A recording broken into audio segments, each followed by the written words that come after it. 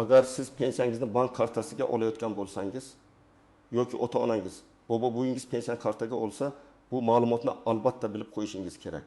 Chunki bitta oddiy xato sabab pensiya kechikishi, karta bloklanishi, pul yetishda ortiqcha komissiya to'lanishi yoki eng yomoni firibgarlar qo'liga tushib qolish holatlari bo'lishi mumkin. Men bugun sizga pensiyani kartaga olishda nimalar o'zgargani, kimlar ehtiyot bo'lishi kerakligi, qaysi holatlarda muammo chiqishi mumkinligi va muammoni oldini olish uchun nima qilish kerakligini oddiy tilda tushuntirib beraman. Videoni oxirigacha ko'ring, chunki men eng ko'p uchraydigan xatolarni ham aytaman. Hozirning o'zida kanalga obuna bo'ling, videoga like bosing. Chunki bu ma'lumot sizning oilangizdagi kamida bitta odamga kerak bo'lishi aniq. Avvallari ko'pchilik pensiyasini naqd pul shaklida, ya'ni pochta orqali yoki mas'ul xodimlar orqali uyiga yetkazib berilgan holda olardi. Ayniqsa yoshi katta odamlar uchun bu qulayda ko'rinardi. Odam bankka bormaydi, navbat kutmaydi, karta ishlatishni o'rganmaydi. Lekin bu tizimning o'ziga yarasha muammolari bor edi. Pul kechikib kelishi mumkin edi. Odam uyda bo'lmasa qayta kelish kerak bo'lardi. Ayrim joylarda yetkazib berish sanasi aniq bo'lmasdi. Kimdir pulni sanamay olardi. Kimdir esa hujjat yoki imzo masalasida qiynalardi. Endi esa pensiyani bank kartasiga o'tkazish kengayib bormoqda. Bu degani davlat tomonidan tayinlangan pensiya summasi belgilangan tartibda to'g'ridan-to'g'ri pensionerning bank hisob raqamiga yoki plastik kartasiga tushadi. Bir qarashda hammasi qulay, pul kartaga tushadi. Bankomatdan yechib olish mumkin. Do'konda karta bilan to'lash mumkin. Mobil ilova orqali kommunal to'lovlarni amalga oshirish mumkin. Lekin aynan mana shu qulaylik o'rtada oddiy odam bilishi shart bo'lgan muhim qoidalar bor. Eng katta o'zgarish shuki, endi pensiya olish jarayonida bank kartasi, telefon raqami, pasport ma'lumoti, bank ilovasi, SMS xabarnoma, bankomat, pin kod kabi narsalar juda muhim bo'lib qoldi. Oldin odam faqat pasportini ko'rsatib yoki imzo qo'yib pulni olsa, hozir karta yo'qolsa, amal qilish muddati tugasa, telefon raqami almashtirilsa, bank hisobida muammo bo'lsa, pulga yetib borish qiyinlashadi. Shuning uchun men doim aytaman. Pensiyani kartaga olish faqat pul tushadigan joy o'zgardi degani emas. Bu odamning moliyaviy xavfsizligi ham o'zgardi degani. Birinchi navbatda pensiya kartaga tushishi uchun karta albatta pensionerning o'z nomida bo'lishi kerak. Masalan, onangiz pensiya oladi, lekin karta o'g'lining nomida. Bunday holatda muammo chiqishi mumkin. Chunki pensiya shaxsiy to'lov hisoblanadi va odatda pensionerning o'z bank hisobiga yo'naltiriladi. Agar karta boshqa odam nomida bo'lsa, to'lov qaytishi, kechikishi yoki umuman tushmasligi mumkin. Shuning uchun karta kimning nomida ochilganini tekshirib qo'yish zarur. Ikkinchi muhim masala, karta faol bo'lishi kerak. Ko'p odamlar kartaning amal qilish muddatiga e'tibor bermaydi. Karta yuzida oy va yil ko'rsatilgan bo'ladi. Masalan, 0225 yozilgan bo'lsa, karta 2025 yil avgust oyigacha amal qiladi. Agar muddat tugagan bo'lsa, pensiya hisobga tushishi mumkin, lekin kartadan foydalanish qiyinlashadi. Bankomat kartani qabul qilmasligi, to'lov o'tmasligi yoki ilovada cheklov chiqishi mumkin. Shuning uchun men pensionerlarga yoki ularning farzandlariga har 2-3 oyda kartani ko'zdan kechirishni maslahat beraman. Uchinchi masala telefon raqami. Hozir bank kartasi ko'pincha telefon raqamiga bog'lanadi. SMS xabarlar, tasdiqlash kodlari, bank ilovasiga kirish, pul yechish yoki o'tkazmalarni nazorat qilish uchun telefon raqami kerak bo'ladi. Agar pensioner telefon raqamini o'zgartirib yuborsa, eski raqam ishlamay qolsa yoki raqam boshqa odam nomida bo'lsa, muammolar boshlanishi mumkin. Masalan, pensioner bu eski raqamni ishlatmay qo'ydi. Lekin bankdagi karta hamon o'sha raqamga bog'langan. Pul tushadi, lekin SMS kelmaydi. Keyin kimdir kartadan pul yetsa ham pensioner xabar topmasligi mumkin. To'rtinchi masala pin kod va karta ma'lumotlari. Men buni alohida ta'kidlayman. Hech kimga pin kodni aytmang. Bank xodimi ham, pensiya bo'limi xodimi ham, mahalla vakili ham, hatto telefon qilib o'zini bankdaman degan odam ham sizdan pin kod, SMS kod, karta raqami to'liq ma'lumoti yoki ilova parolini so'rashga haqli emas. Firibgarlar aynan pensionerlarni nishonga oladi. Chunki ular ko'pincha ishonuvchan bo'ladi. Bank tizimini yaxshi bilmaydi. Pensiyangiz bloklanadi degan gapdan qo'rqib ketadi. Masalan, bir holatni tasavvur qiling. 6-8 yoshlamaki pensiyasini kartaga oladi. Unga telefon bo'ladi. Biz bank xavfsizlik xizmatidanmiz. kartangizdan shubhali operatsiya bo'lyapti. Hozir SMS kodni ayting, bloklab qo'yamiz deyshadi. Amaki qo'rqib kodni aytadi. Natijada firibgarlar uning hisobidagi 1 million 200 ming so'm pensiyani boshqa kartaga o'tkazib yuboradi. Keyin bankka borsa, bank siz kodni o'zingiz bergansiz deydi. Mana shuning uchun men har doim aytaman, SMS kod bu kalit. Uni bersangiz xuddi uyingiz kalitini begona odamga bergandek bo'lasiz. Eng ko'p ehtiyot bo'lish kerak bo'lganlar bu yoshi katta, yolg'iz yashaydigan, karta va telefon ilovasidan yaxshi foydalanmaydigan pensionerlardir. Bunday insonlar pul tushganini bilmasligi, bankomatdan noto'g'ri foydalanishi. Kartani bankomatda qoldirib ketishi yoki begona odamdan yordam so'rab, PIN kodni ko'rsatib qo'yishi mumkin. Masalan, bir buvi bankomat oldiga boradi, kartani soladi, lekin qaysi tugmani bosishni bilmaydi. Yo'lda turgan begona odam men yordam beraman deydi. Bu PIN kodni aytadi yoki ko'rsatadi. Begona odam pulni yechib beradi, lekin shu payt karta ma'lumotini eslab qoladi yoki keyinroq kartani almashtirib qo'yishi ham mumkin.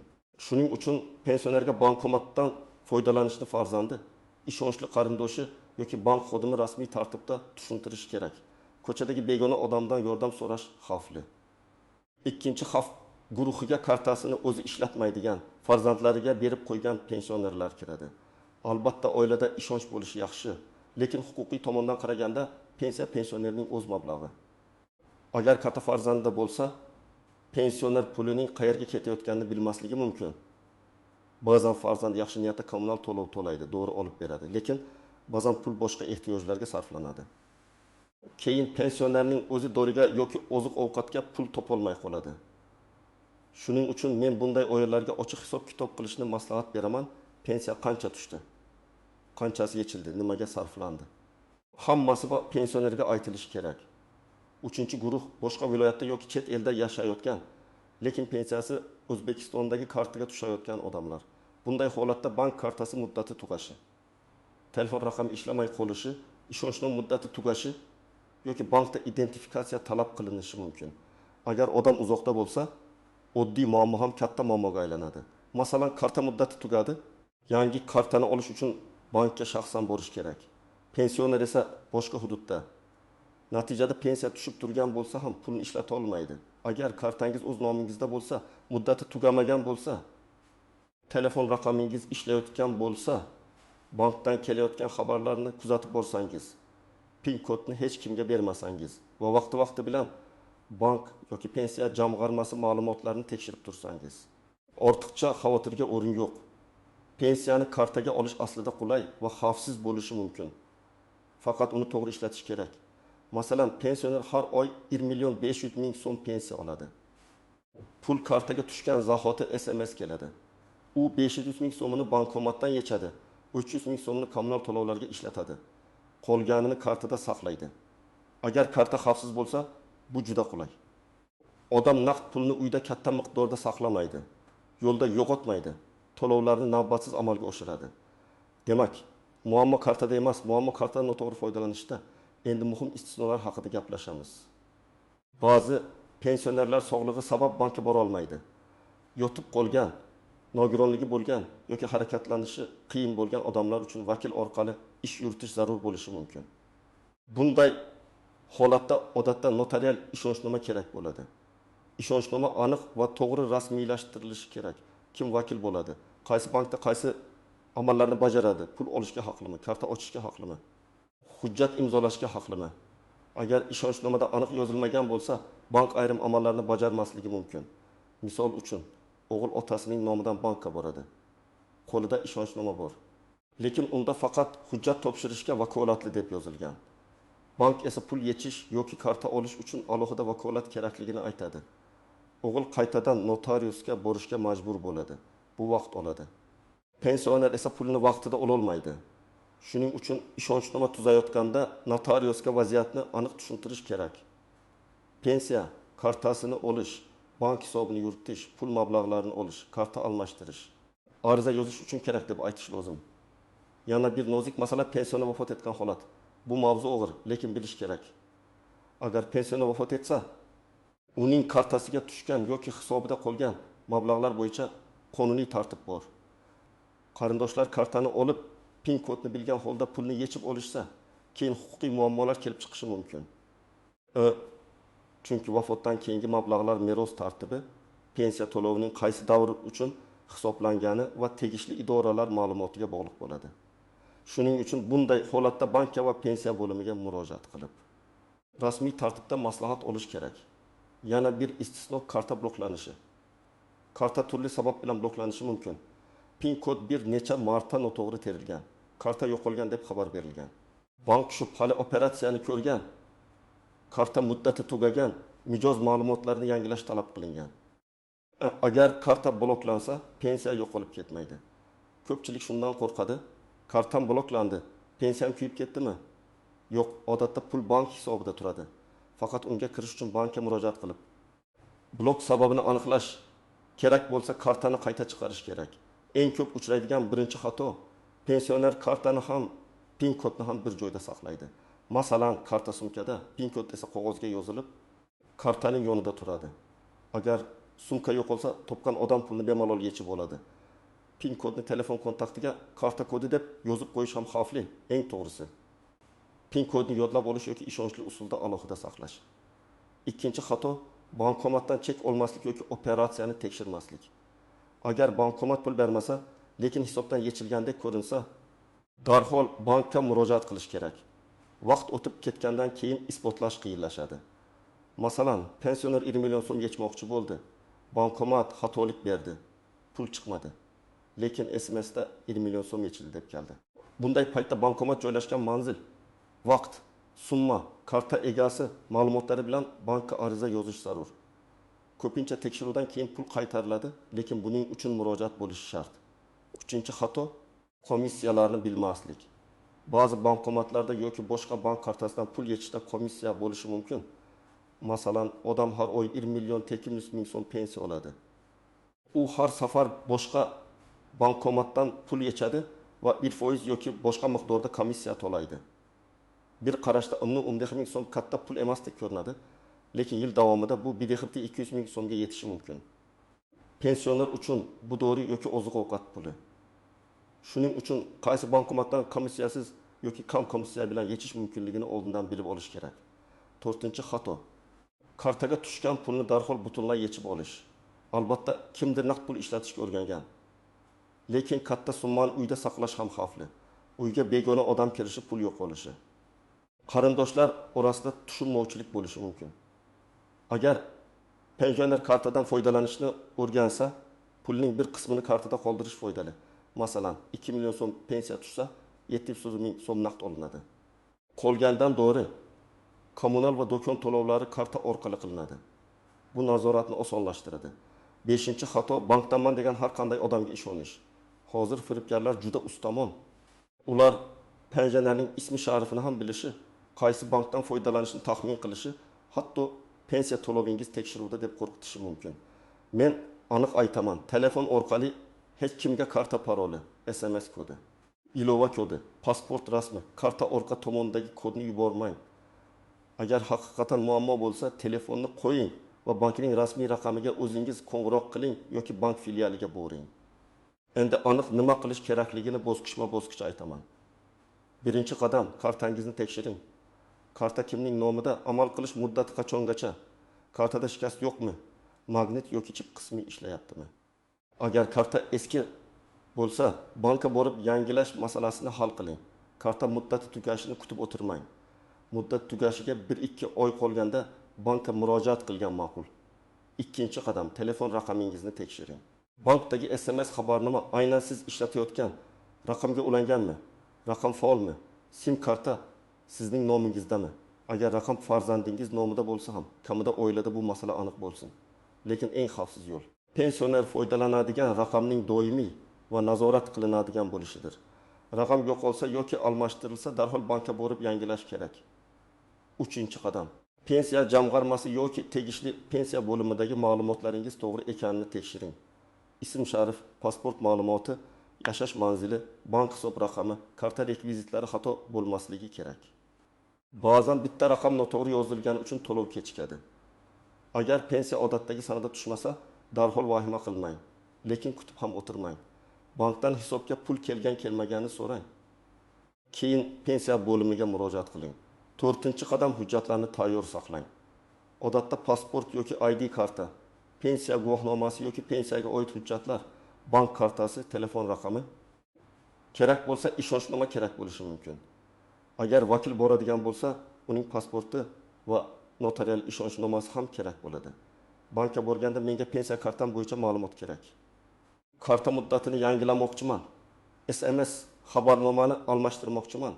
Hisobimga pensiya tushganmi? Tekshirib bering deb aniq aytish kerak. 5-qadam yozma ariza berishni o'rganing. Og'zaki aytilgan gap ba'zan esdan chiqadi yoki izsiz qoladi. Agar bankomat pul bermasa, karta bloklansa, pensiya tushmasa, noto'g'ri yechim bo'lsa ariza yozing. Arizada ism sharifingizni, pasport ma'lumotingizni, telefon raqamingizni, karta raqamining oxirgi 4 raqamini, muammo bo'lgan sanani, summani va holatni aniq yozing.